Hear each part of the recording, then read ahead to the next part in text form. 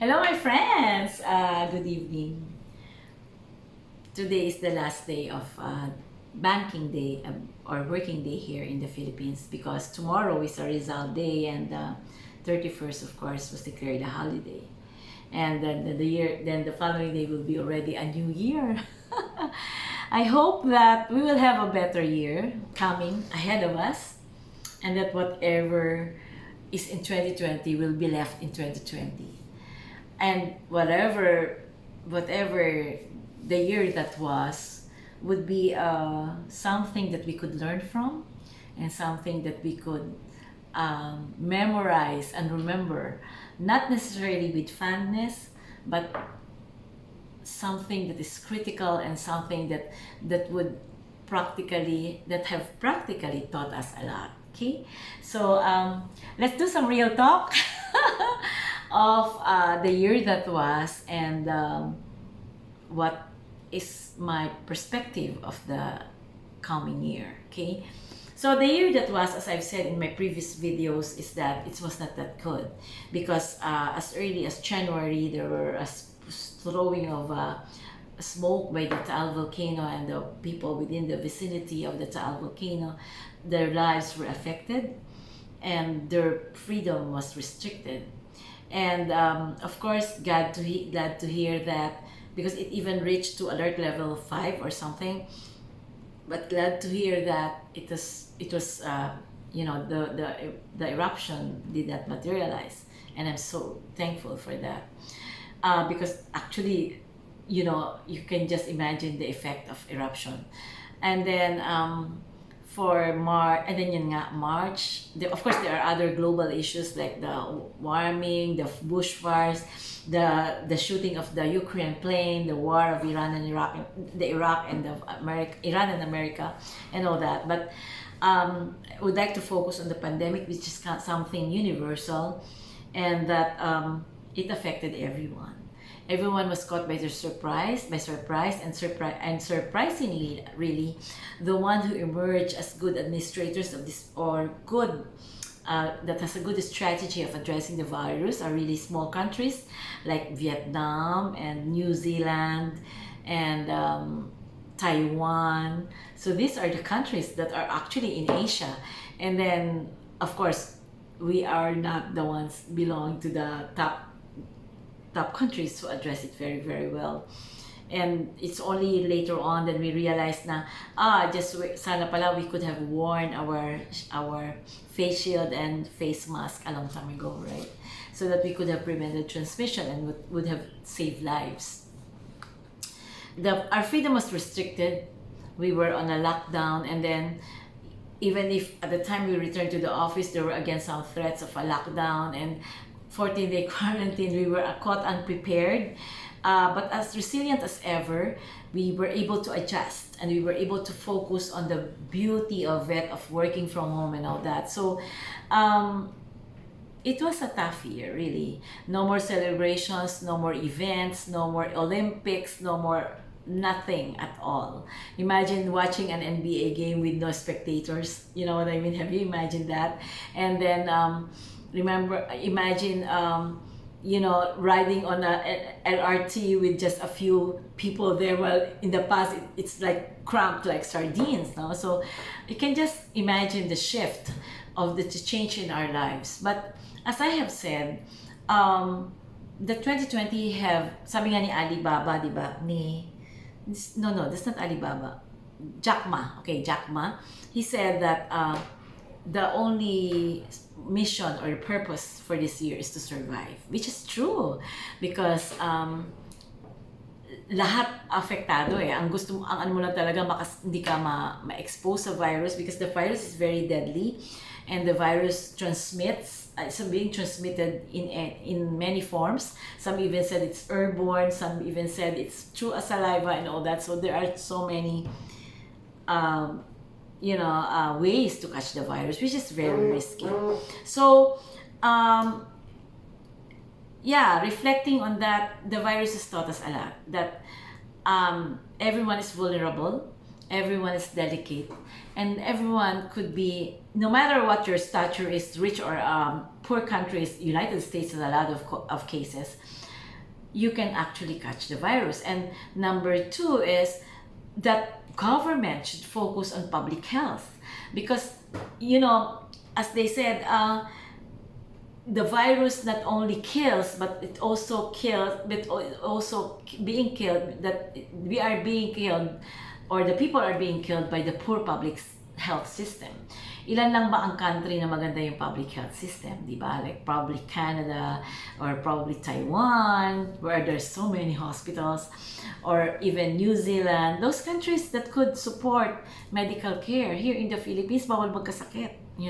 When you're poor, you will be deprived of the best medical care. You might be able to be accepted in certain hospitals, but is your situation the best, or something like that? So those are the lessons of the pandemic. And then some people even overreacted, but sometimes overreaction just means caution, no, di ba? Talaga nag-iingat lang sila. Imagine mo yung border ng Pola, bawal pumasok lahat ng tao. Imagine mo yun.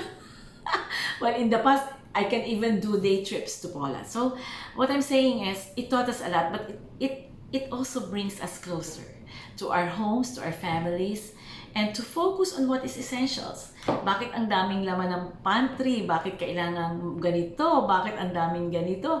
Hindi naman pala kailangan at the time of crisis, di ba? But then again, there are also observations of, shall I say, depression, because of the shift, no, from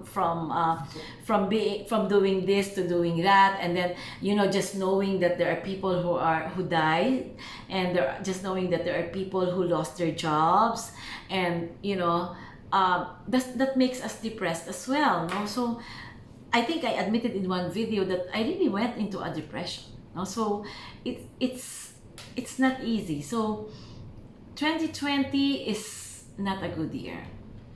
Parang gusto ko ito rin maniwala yung sa ng mga Chinese, diba? 2020, so that's 2 plus 2 equals 4. And 4 in Chinese, I think, means death. Okay? So, malapit na matapos. Sana naman wala nang mga cases na maaring magpatakot pa sa atin, no? At sana naman maging maayos na ang mga susunod. Sabi nga nila ang life is like a wheel. You may be up, or you may be up, or you may be down, but but what I'm saying is, pagkatapos sana nito maayos naman at maganda ang buhay. Of course, we rely so much on our government, because the citizenry or the state relies on the government, and it's the government should protect the state, no? The state is us, the people. So ina-expect syempre ng mga tao yon. Kaya lang syempre yung iba yung reaction and all that, and some even focus on the ayuda, the chance to be recognized and all that. Pero ako kasi kung tatanungin, well, yes, the basic needs should be provided, but on the side, I should also focus on public health. I should invest on things. Imagine mo, nung una pa tayo, hindi nga natin alam kung ano yung PPE, di ba? we even have to procure from somewhere. And so, yun yung ko doon, yung government. Parang sa tingin ko lang huwag magagalit sa akin ang mga pro-government. Perhaps they are late in addressing. Number two, they don't know what to do, caught by surprise.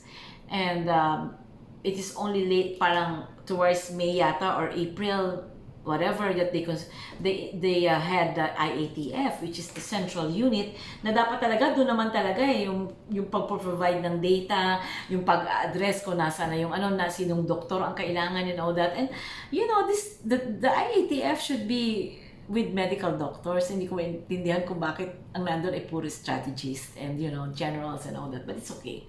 So yun, ang ko is I'm hopeful for 2021. It will be a better year, for sure it would. Why? Because we were able to learn from the lessons of the past, and as such, alam na natin kung paano mag-a-adjust at mag-a-adapt sa situation. Second is, hindi naman araw-araw bagyo sabi nga nila. Baka naman sa susunod, puro Pasko na lang. But then again, we should realize na, galing tayo sa 2020. So, dapat matutunan din natin yung how to save, di ba? How to focus on people we love, di ba? Tuwan-tuwa yung family ko nung nandun ako kasi I can cook for them. You know, I can see them how they are going through the day and all that. So, meron din namang positive ang pandemic, to be honest. It allows families to be closer, and it allows you to focus on what is necessary, di ba? But then again, sino bang gusto naman ng virus, di ba? Sino naman ang gusto magkasakit? Ayun ng simpleng ubo lang or whatever, you are even already being inconvenienced. Ano pa kaya kung, di ba, isang virus na nakita naman natin, it affects everyone, and some really died and some were near death, and thank you for saving them. Yun yung mga ganun, parang hindi mo maisip na may ganitong nangyari sa 2020, di ba? But I think that, Filipinos are resilient as ever, adaptive as ever, and that we will survive this. Parang, of course, there are parang call for herd immunity na, tapos na sana talaga the vaccine will be available, and well, for me, I would like to be vaccinated by yung may mataas na efficacy, no? So in my mind right now is Pfizer and AstraZeneca. So yung mga ganon, and I plan to study a course, hindi rin natuloy, mga ganon, maraming na-postpone na mga bagay-bagay. Anyway, so this is already long. So my reflections for 2020 is, it was a year, we need to pass through that year. But let's learn the lessons of that particular year. Let's not necessarily forget, but let's, shall I say, remember with parang yung kumbaga with conviction. Remember with conviction what we learned from this, and that we will emerge as stronger individuals, and that we now realize, faith pala is necessary, for those people who are probably having, struggles with their faith. So I do value your friendship, and I'm so happy that I'm with you for a year, for this year, and hopefully we could share again more moments in the coming years. Okay, so happy new year, and may the blessings of the Lord be with you for all your plans, for all your wishes, for all your families, for the whole family. It will be a better year. I would pray for that, and so do you, and let's work on it together, and sana maging maayos ang lahat. God bless you, and may the blessings of the Lord be with you always. Hindi ako nagpapari dito, but I'm just really praying that everyone will be okay. God bless you, and thank you for your friendship. Bye!